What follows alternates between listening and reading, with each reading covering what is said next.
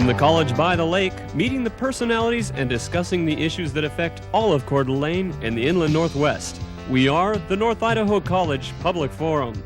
And now here's your moderator, political scientist Tony Stewart. We are most pleased to start a 2-week series today on the impaired of hearing, or hearing problems in our society.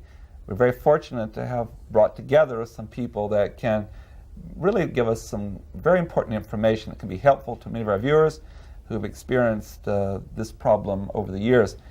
On part one, we are very happy to welcome to our program John Senta, who at the present time serves as the chair of the Idaho Governor's Task Force for Hearing Impaired Citizens.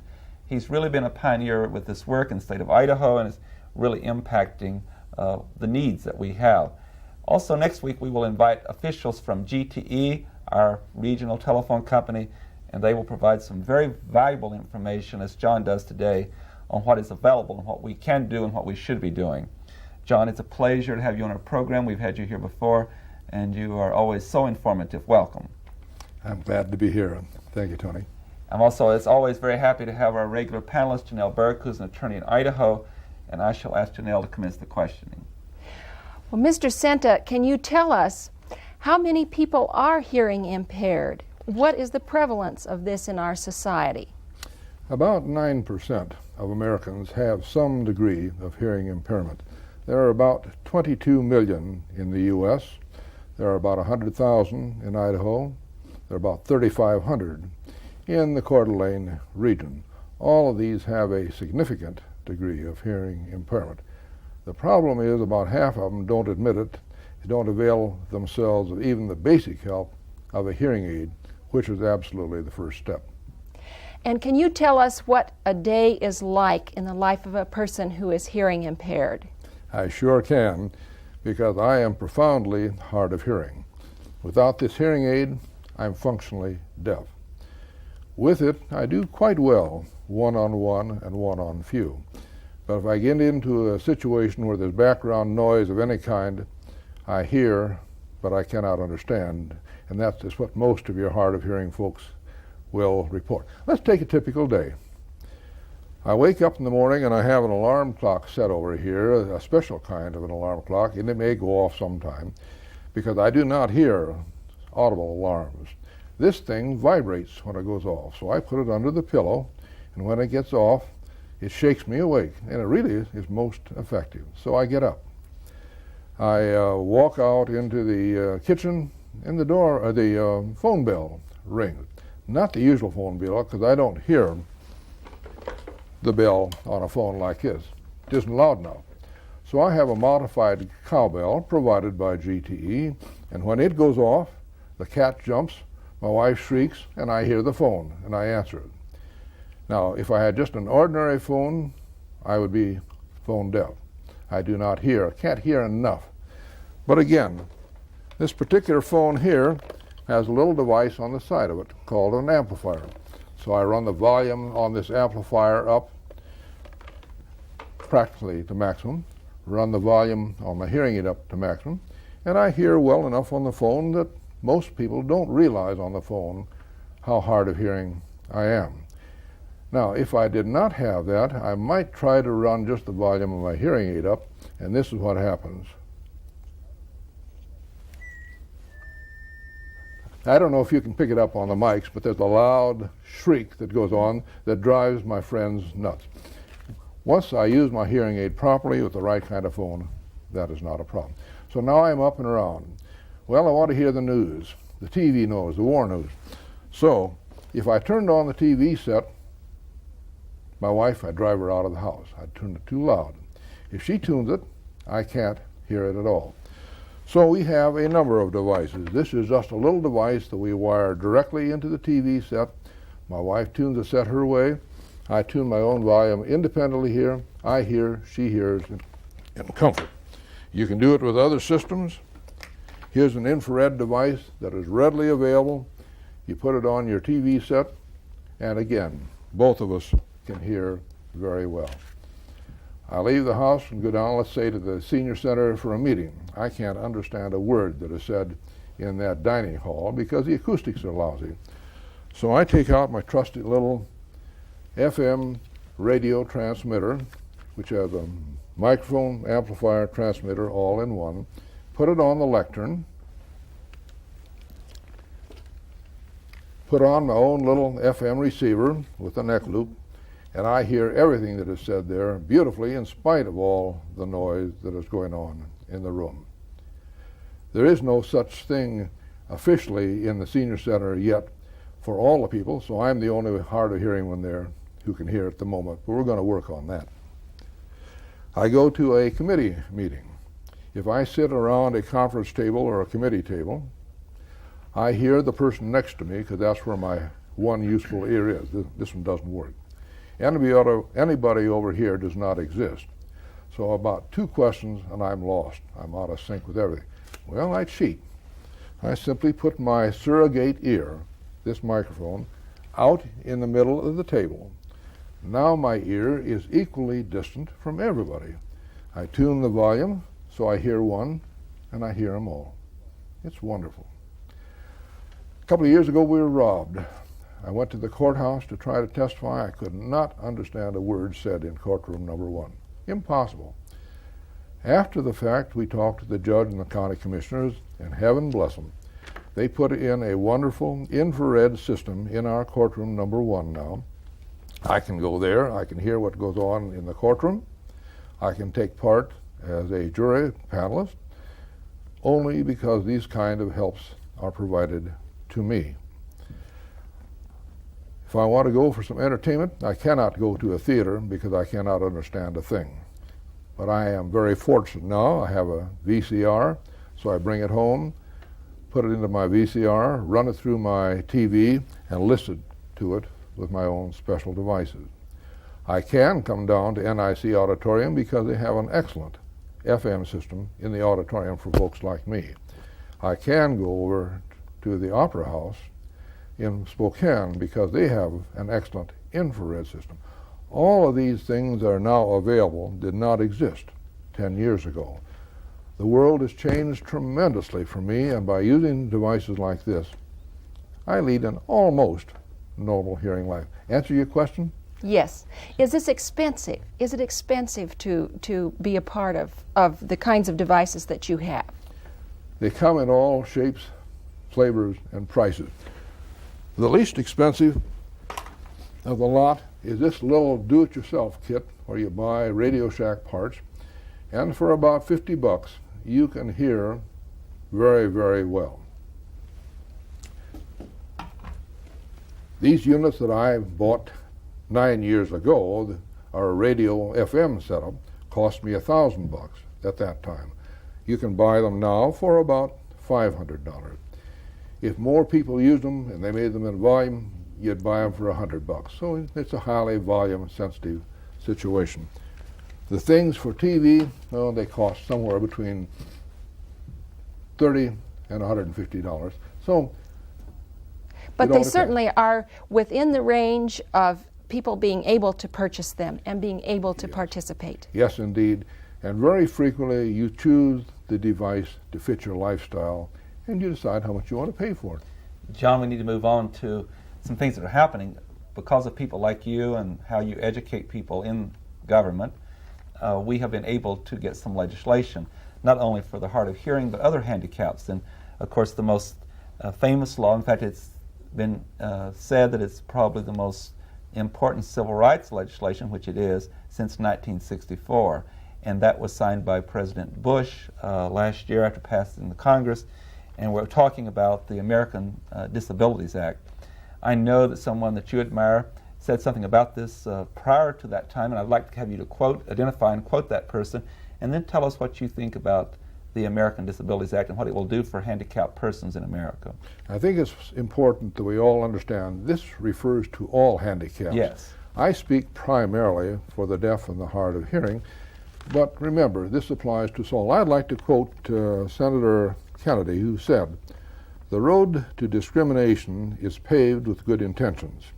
For years, because of our concern for the less fortunate, we have tolerated a status of second-class citizenship for our disabled fellow citizens. The ADA will end this American apartheid." Some will argue that it costs too much to implement this bill, but I reply, it costs too much to go on without it. We are spending billions of dollars today in the federal budget on programs that make disabled citizens dependent, not independent. We need the ADA, and he cast a positive vote. Then would you talk to us about the ADA and what you think that it is going to do for Americans? Would you just kind of give us a review of the ADA? Let me hit just the highest of the high spots. The first section under ADA refers to employment. No employer may discriminate on the basis of disability. Now, there are some things that you can't compensate for, but this, applied reasonably, would be very helpful indeed. The next section is transportation. All transportation must be made accessible. Now, this is of particular importance to the physically handicapped, but it's very important to me too, because it means that airports and transportation centers must be hearing accessible. I can't understand a thing under those circumstances. The interesting thing about these are the deadlines that are being called out. Employment, effective July 1992, not very far off. Transportation, well, there are a sequence of effective dates during the 90s. Under public accommodations, where I am most involved, it says, for example, that restaurants, motels, hotels, business offices, museums, pharmacies, whatever, must be made hearing accessible. Well, that's wonderful. It also says that any room that has public facilities for 50 or more must provide the kind of hearing assistance that lets me take part. This law becomes effective January 26, 1992. That's just around the corner. Public and state and local governments must comply.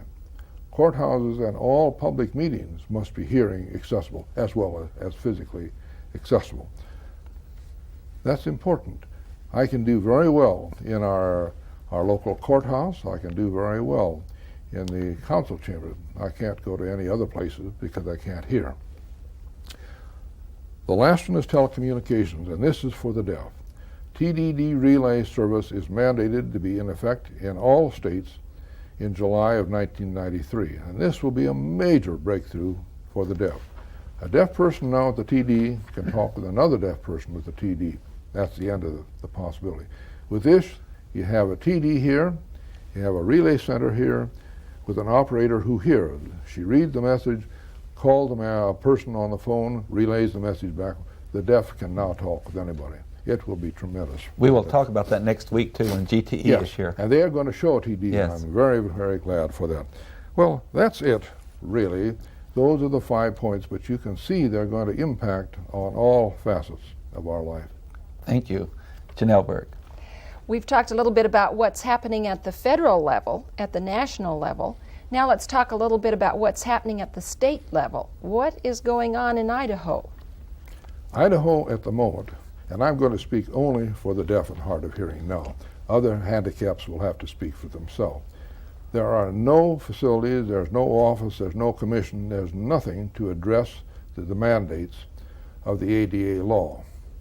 This causes us great concern because you saw there are some very short deadlines on this.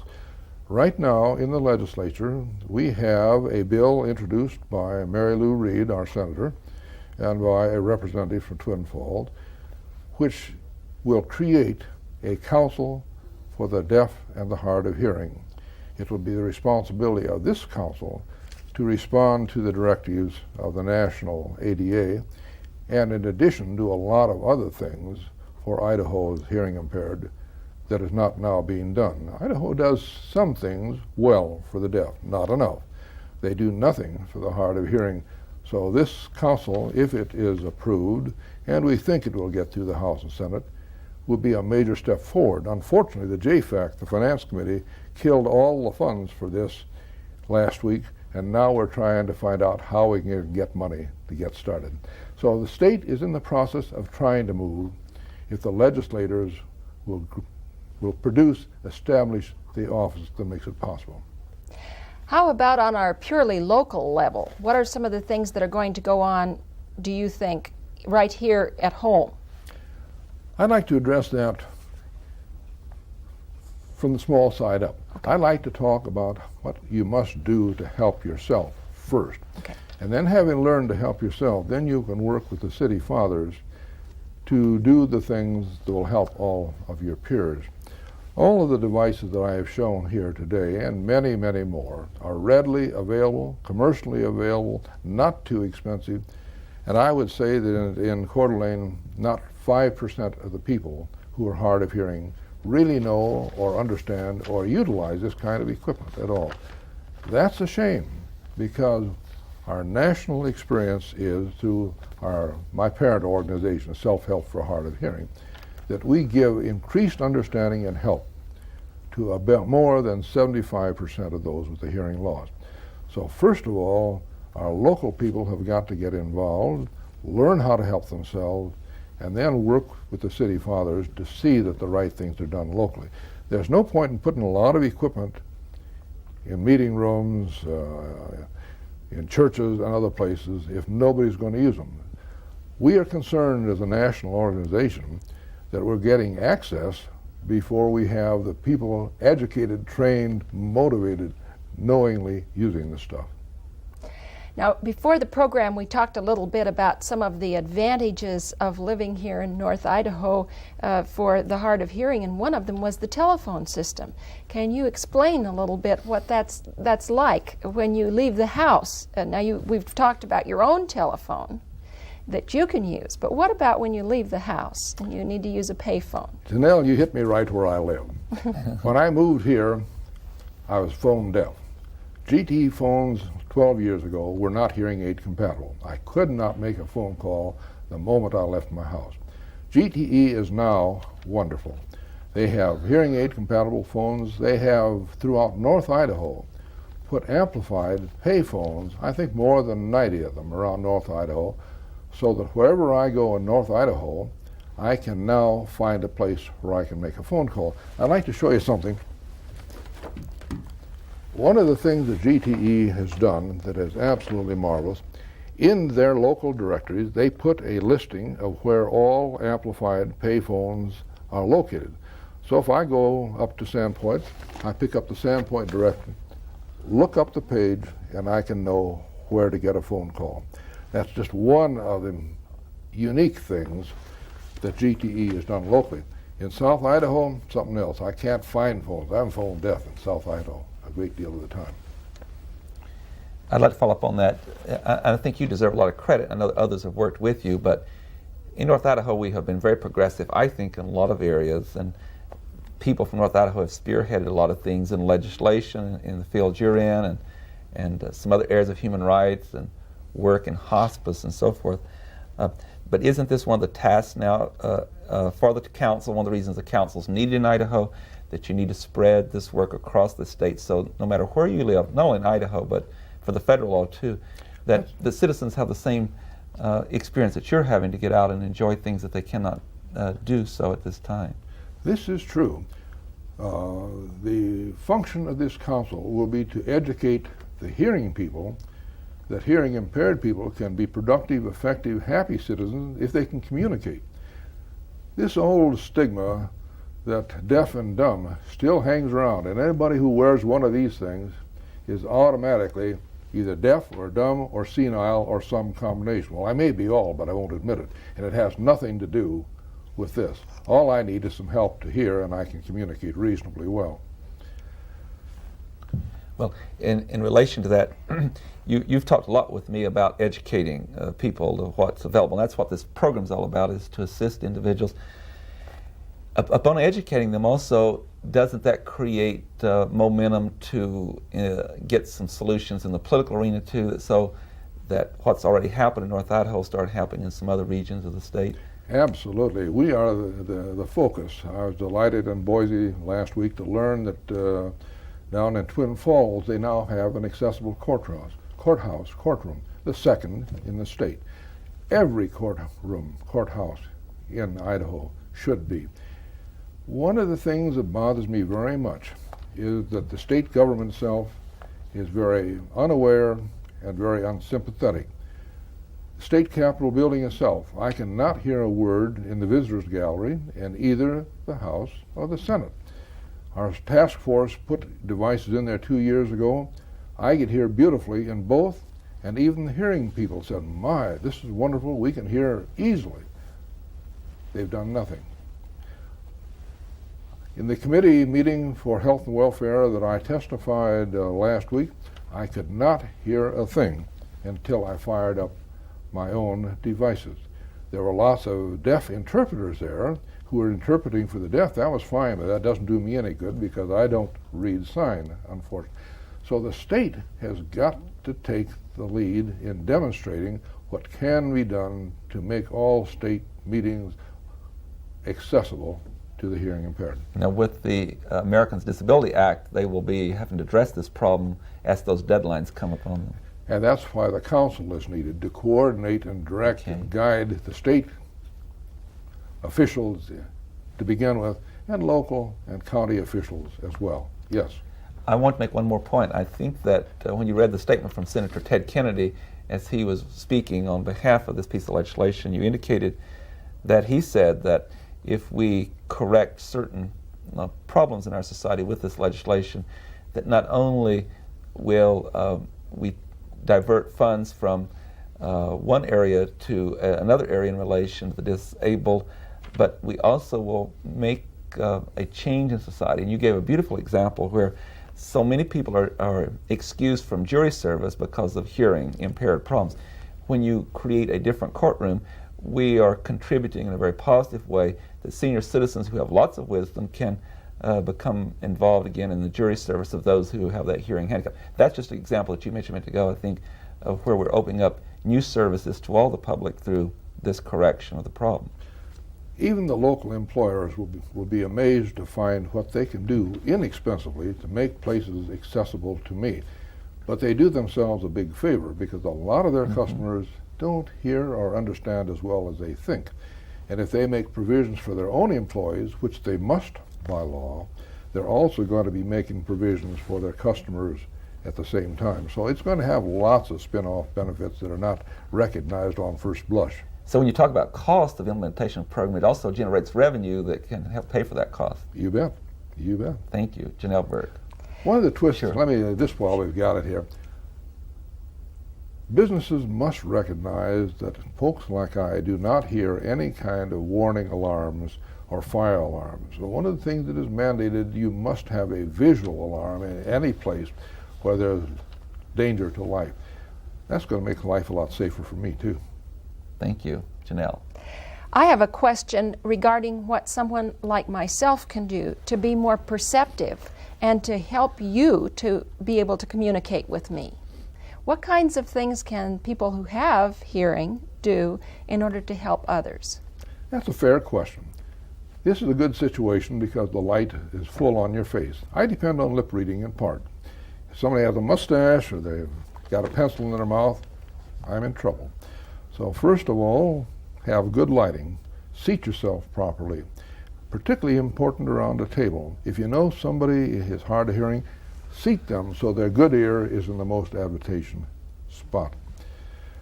Don't shout, that only makes it worse. Don't exaggerate, do enunciate clearly, and that's about all you need to do. In relation to this too, John, you have been talking with me over the years about this. I know how much that this has meant to you, and not only for your own concerns, but helping other people. You're giving an audience here today to give advice to them. And I want to give you that opportunity to ask our audience, or actually make recommendations to the audience, not only in Idaho, but we go into other states like Washington, Oregon, Montana, and into Canada, even into another country. What advice would you like to give to, I know that you're involved with the hearing impaired, but for others that are handicapped too, that do not have some of the advantages that you have experienced through your work? Well, I'll parrot some national advice. And the first thing is speak up. If you don't tell a person that you have a handicap, how can they help you? So first of all, tell them I don't hear you very well. If you'll speak up, stand over so the light is not dazzling me, we can communicate very well. So speak up and ask for help. I've never had anybody turn me down if I'd asked them for help. And that's true of all handicaps, for heaven's sake. People are most willing to help if given an opportunity and a little guidance on what can be done. So that is the first thing. The other one, from the hard of hearing point of view, so many people just give up. They don't hear so well. They have tried a hearing aid, and a hearing aid that is 5 years old is a dodo. If it's 10 years old, it's absolutely obsolete. They've made marvelous advances in new hearing aid technology. So if you tried a hearing aid 10 years ago and you didn't like it, for heaven's sake, try one now. It's a new world.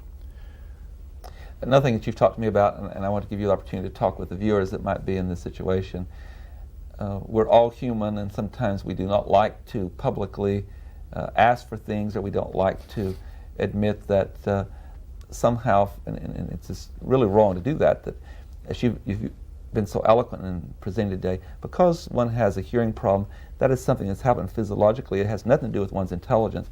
How do you convince people that it's perfectly fine to request assistance and to have things examined? I think only by example. I have a friend who is about as hard of hearing as I, and he has a hearing aid like this and his fire truck red. People look at him kind of aghast. Well, you're bragging. I just want you to know that I need help. And that's a marvelous attitude, and one that other folks should take too, I think. Be assertive. Try not to be abrasive or obnoxious, but make sure that people know you need help, and they'll help. Well, I think that you've done a wonderful job, and Janelle, I know, joins me in thanking you. We're out of time. I've got the signal that we're out. But I want to thank you not only for the program today, but you're really responsible for us putting this 2-week series together. You and I met with GTE and had lunch with some of their officials some time ago, and you have contributed much to something that we all care very much about. Let me interject one real quick question. If you want to learn more about what I'm talking about, come to an SHH meeting, which is every third Saturday at Kootenai Memorial, 9:30 in the morning. You don't need to be a member. We'll share all we know with you. Well, thank you so much. Ladies and gentlemen, I know you've enjoyed our program, and we want to invite you to be with us again next week at this same time, when we will do part 2 of this series. As I indicated at the beginning of the program, it will be with GTE. We're going to have a lot of equipment from that company to show you the kind of things that are available to our citizens who have hearing impaired problems. We hope you'll join us at that time. Until then, please have a good week. I am Tony Stewart.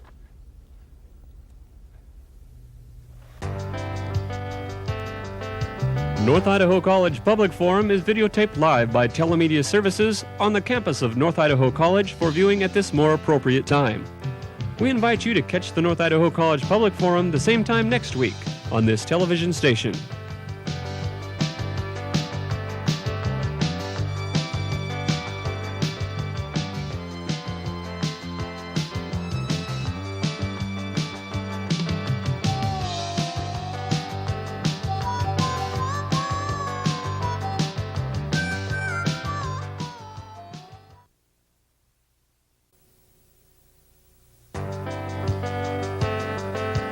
From the College by the Lake, meeting the personalities and discussing the issues that affect all of Coeur d'Alene and the Inland Northwest. We are the North Idaho College Public Forum.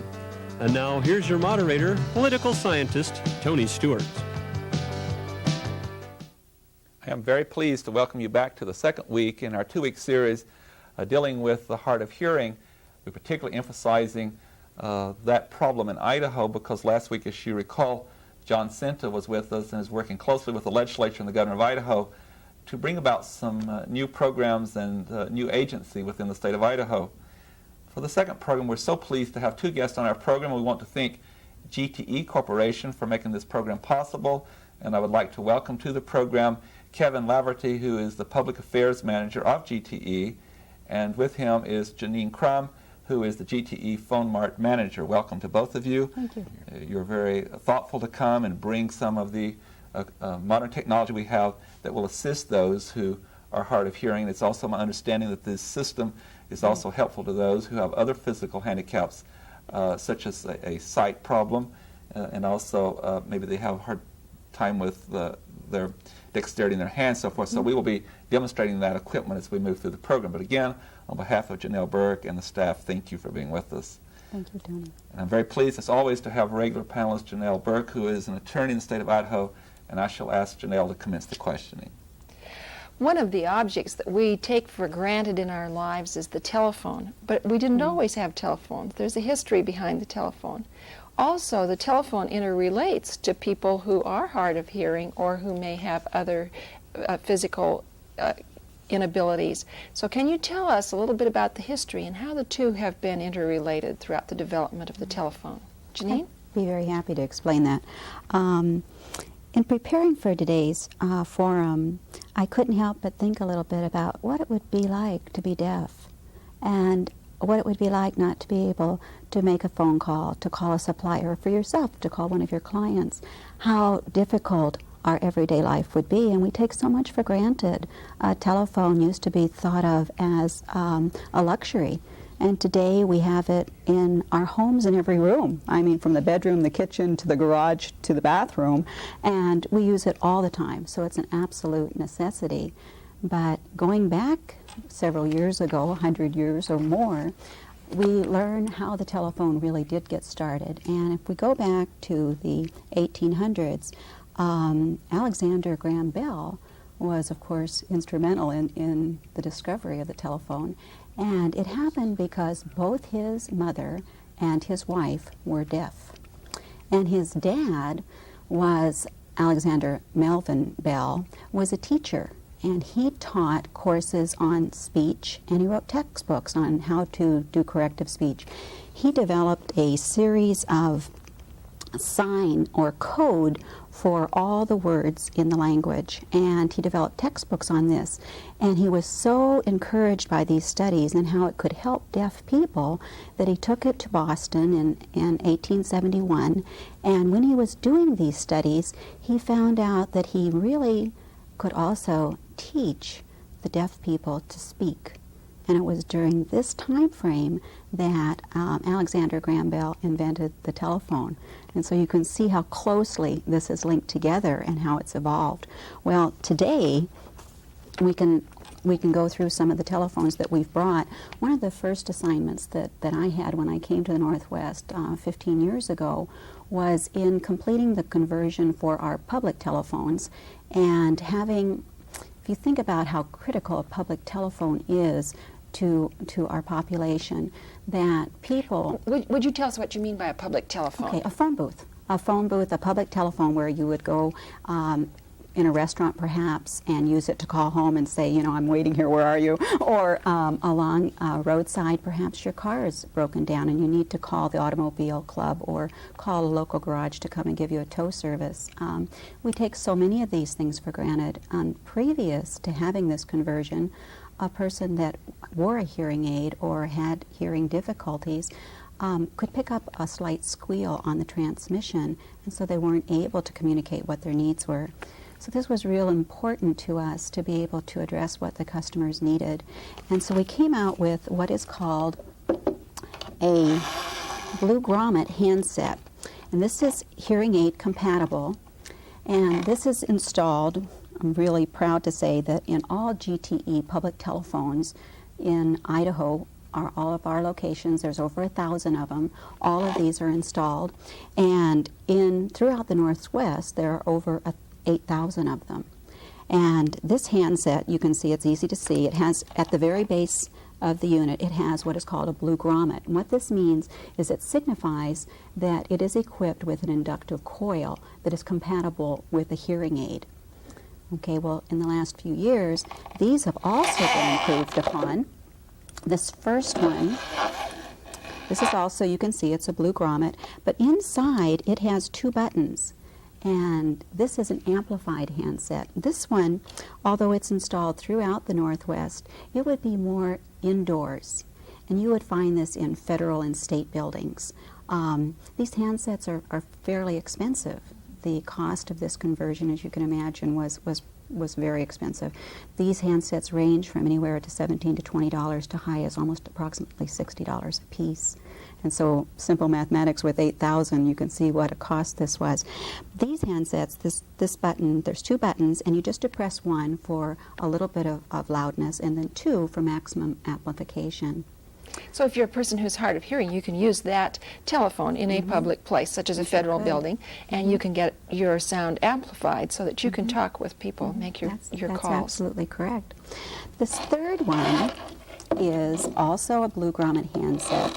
This particular one, you can see these are real easy to use. This one has a little red button up here, and this is the latest technology.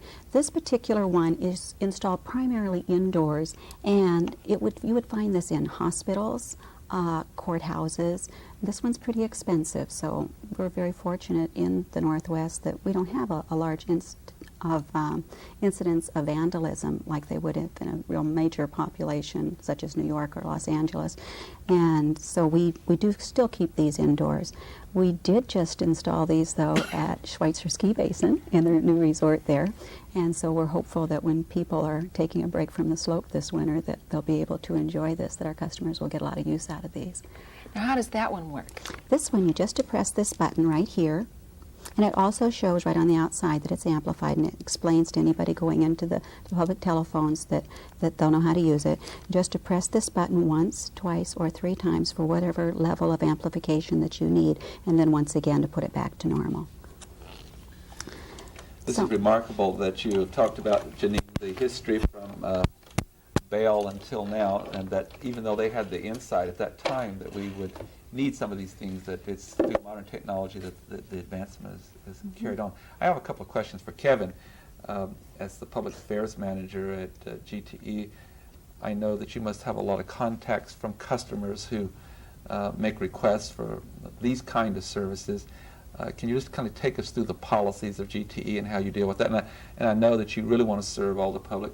I also know that Janine has said that when you add these particular kind of services, which are really essential to do so, but there is a cost in that process. And how do you work through all these needs of serving people and still have phone service that is affordable to like senior citizens, for example?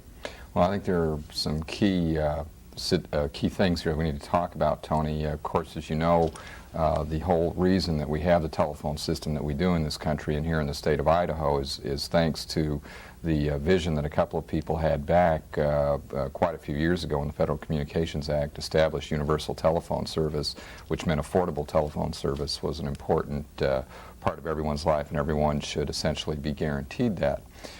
Today what we see in the Idaho Panhandle, where GTE has its service area, typically we have a variety of different instruments that Janine will be showing a little bit later today. And the way the company operates is if you call into what we call our customer service order center and you request this type of equipment, then what would happen is that you would be provided an option as to how you wanted to get it. You could go into the phone mart and pick it up, or go down to one of our local service centers.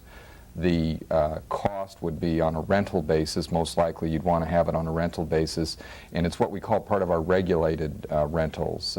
Back 7 or 8 years ago, when the Bell system was broken up and we had the divestiture of the Bell system, at that time many things were divided up, and we have some things that we refer to as deregulated products and services, and then we have those that are regulated products and services. And in the case of the equipment that would be available for the hearing disabled, they could rent those as regulated products, and that typically is going to cost you a little bit less than some of the deregulated products and services are.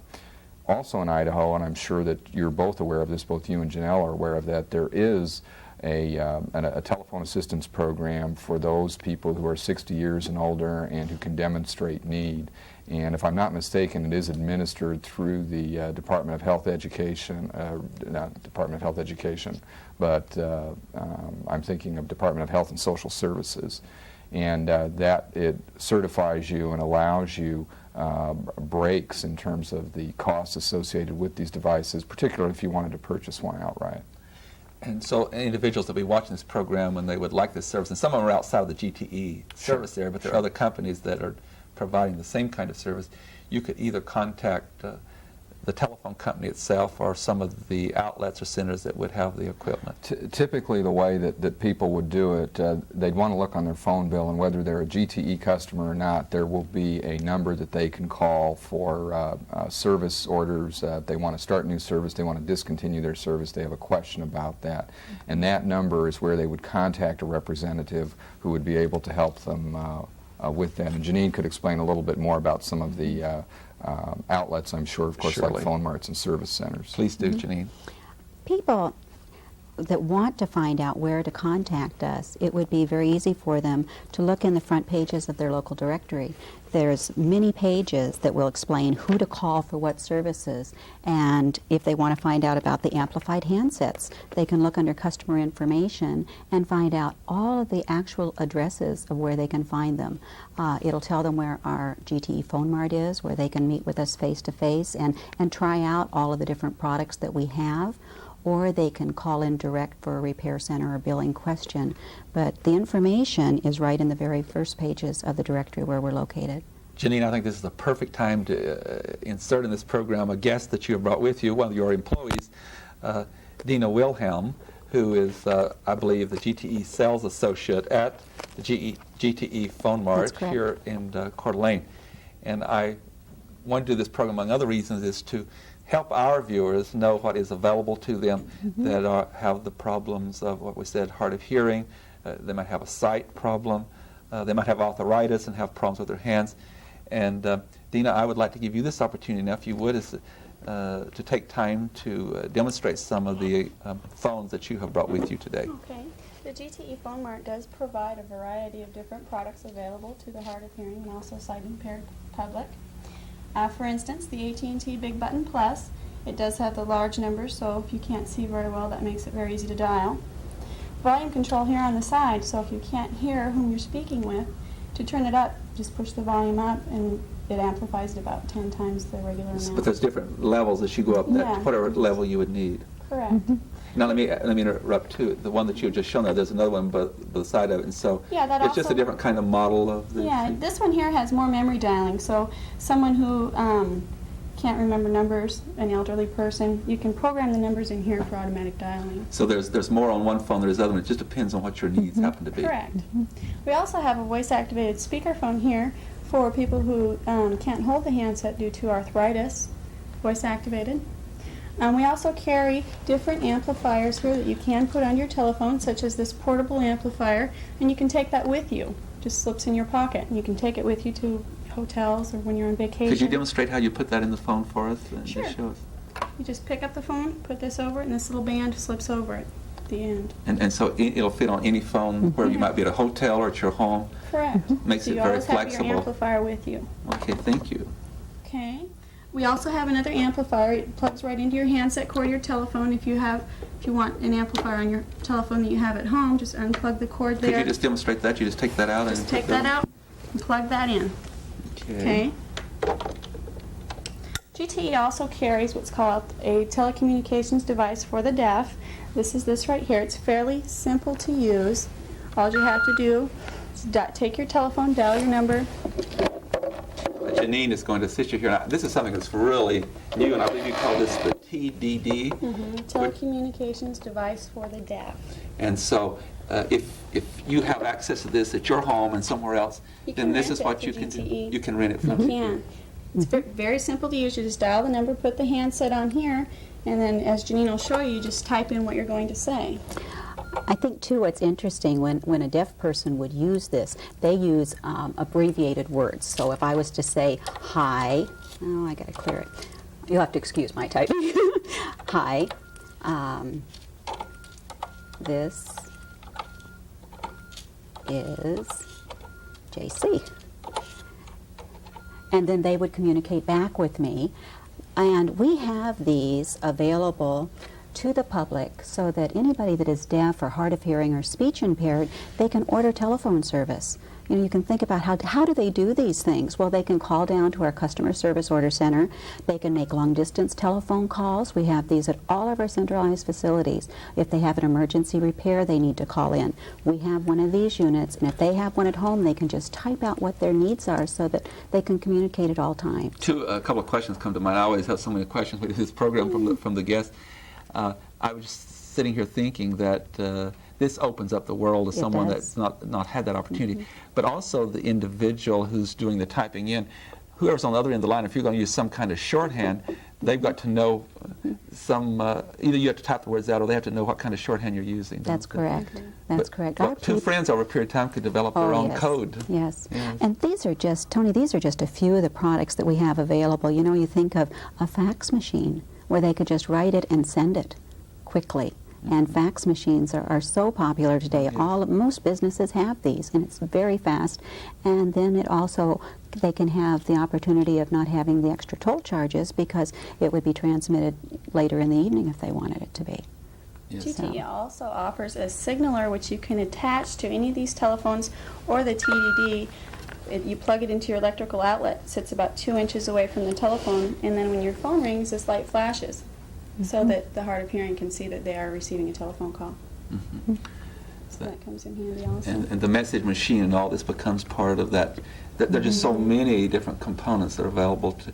But one thing I've gotten from what you've said, Dina, is that it depends on what the particular handicaps happen to be, what you need. Correct. But you can also, in this service, and other companies can do this too, you can consult with an individual to find out what their different needs are and then direct them with whatever might fit their needs the best.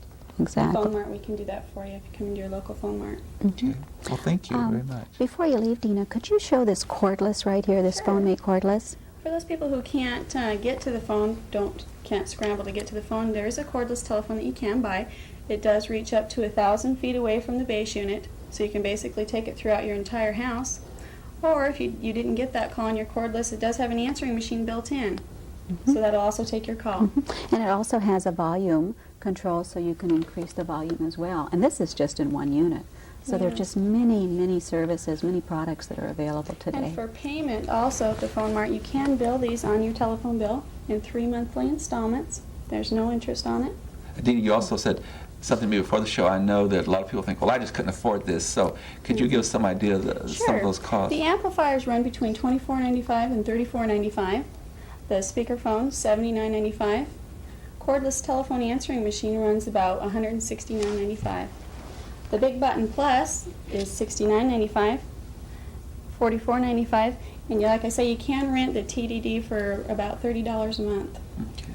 And the signaler for about $2 a month. That's been most helpful. Thank you so much. I'll return to Janelle Burke. Well, Kevin, I have a question for you.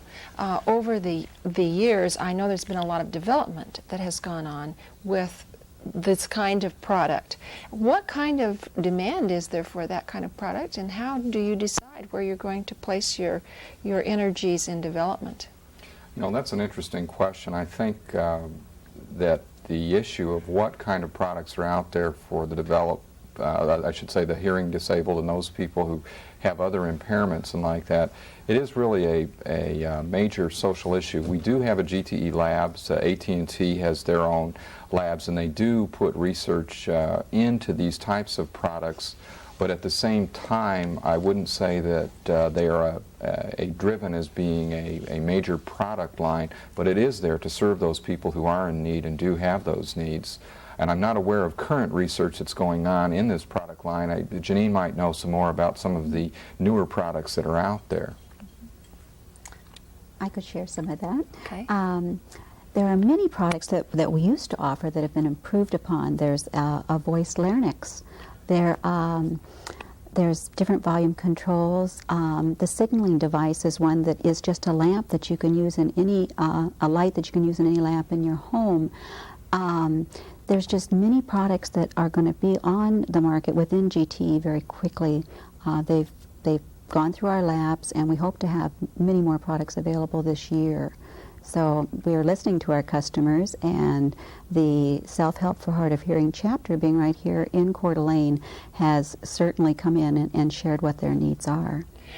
Then that was my next question. It's appropriate for people to share with you what they would like to have, because perhaps that can be developed. And secondly, if you need counseling, if a family needs counseling, for example, perhaps a parent or a child or even any of the members of the family have a special need, where can they go for counseling as to what kinds of telephone products they can have so that they can use the telephone in the best way possible, particularly for safety aspects? One of the things we have to be real careful about, and I think it's important, we're not doctors, and we don't want to direct them to something that might not be exactly what they need.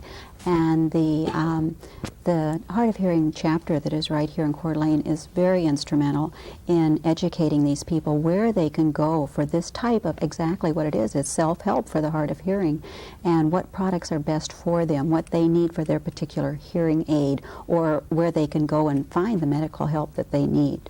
And then we can work with them. We have the products that we offer, we have them live in the Phone Mart, so they can come in and listen to them and test them. And then John Senta's group also has these products so they can take them home on a loan basis and see how they apply to their individual needs. One of the other questions that I have has to do with people who are elderly and want to use telephones for safety purposes. What do you suggest at this point in time for people who maybe live alone and want to have some kind of way of adding a little safety to their lives? Living in Coeur d'Alene, we live in a retirement community, and we get a lot of questions from our senior citizens, what do we need? I think one of the most important things is that they have a telephone available to them all the time, and they use something that is a big button so that they can quickly access that information. They use one that has a memory dial, and they have emergency information on a pre-memory basis. So if they're flustered, if they're frightened, they can just press the button and the phone will automatically dial for them. I think this is one of the most important things. Interesting that, and this is something else you would just take for granted, a touch call telephone offers a certain safety feature, especially if you can't see real well at night, the light is dim. If you have a rotary dial and you can't see that, it's difficult. Which circle do I move? But on a touch tone, there's four strips, and you can memorize where those buttons are quickly. So there's secrets that we can pass on readily to our customers. And what about the telephones that you can take with you wherever you go? The cordless telephone is one that we offer, and it has a range up to 1,000 feet. And the AT&T, there's different ones. The AT&T is very fine as far as the quality, and it can stay off the base unit over a weekend. So if they wanted to take that into another room of the home or out into their garden so that they would always have telephone facilities available, they would have that. One thing comes to mind, both for Janine and Kevin, is that because of this real advancement technology, it's one of those examples where technology has assisted us instead of being detrimental. It really has it has allowed a lot of people to stay in their home who are senior citizens, live alone, that without this and some other things, some medical needs and so forth, they don't have to go into a rest home that they otherwise would. You must have a good feeling that prolongs the time that people can be in their own home. Tony, I'd also say on that, we certainly do feel good about that, and I think we're only at the tip of the iceberg at this point. We're not that far away from the time when we're going to have what's referred to as interactive video in the home, so that you can have direct consultation with your doctor, as it might, or as the need might be. Right over the TV, the doctor can say, let's check your blood pressure today, and those types of things. So those kinds of services are coming down the road, and I think even more so in the future, the telephone will be an extremely vital link to people. There's two things we haven't talked about that I've been hearing a lot about lately that is also part of the advancement. I don't know where those are as much involved with the handicap issues we're dealing with today, but we'll just take a moment for those. And one of them is the system that has been developed that if you and another person both have that system that you can dial in, and you can have a screen where you could visually see the person on the other end. Another one that they're experimenting with in Boise now, I understand, is that you can dial a number and dial someone else, and it comes across the screen, the name of the person and the telephone number of that person before you answer the phone. How do you react to those advancements? Those are what are referred to as class services, and it's very interesting. I think there's an issue there that is before the public, and it's one of privacy, and whose privacy should be protected on that.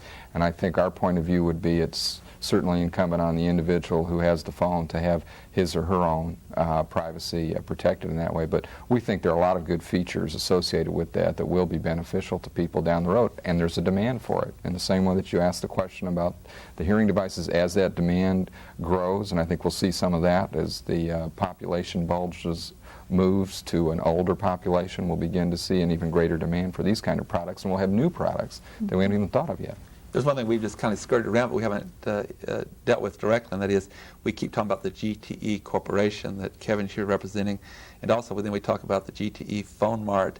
How do those interrelate? Okay. GTE We just have about 30 seconds. Is broken into many different offices, and the GTE Phone Mart is where you go and meet face-to-face, and we talk to you about products and services that you can buy or rent for residential, small business, or home office. Or you can call our customer service order center or our billing centers. All of these are located right in the front pages of your directory. With that, on behalf of Janelle and our staff, we thank you so much. It was very, very thoughtful of you at GTE to come and to share something that's really helpful to the citizens that you serve and that we try to serve on this program. Thank you very much. Thank you, Tony. Ladies and gentlemen, I know you've enjoyed our program and it's been helpful. I would like to invite you to be with us again next week at this same time, when we will discuss what we believe is a very important topic. Until then, please have a good week. I am Tony Stewart.